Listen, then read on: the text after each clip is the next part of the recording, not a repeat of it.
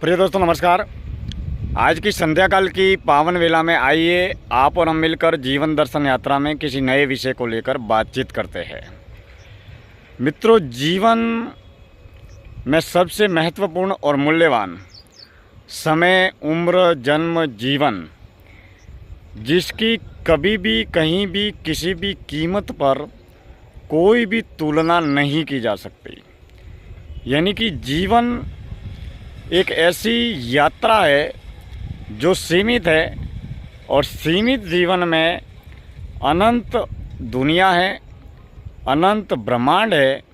जहाँ पर हर रोज़ लोगों के जन्मने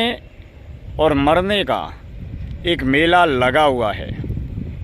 इस मेले में हज़ारों लाखों लोग, करोड़ों अरबों खरबों लोग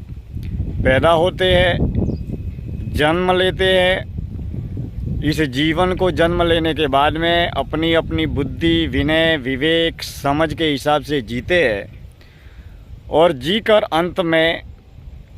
मौत की अवस्था को प्राप्त करके इस दुनिया से हमेशा हमेशा के लिए समाप्त हो जाते हैं। अर्थात जन्म लेने वालों का और मरने वालों का ये मेला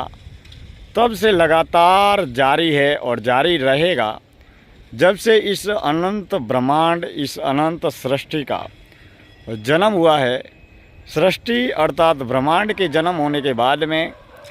कई सालों के बाद में जब इस सृष्टि पर पशु, पक्षी, जीव, जंतु, जानवरों के साथ में इंसान के जन्म लेने के बाद में इंसान की सोच, समझ, बुद्धि, ज्ञान, विनय, विवेक जैसे जैसे विकसित होता चला गया, वैसे वैसे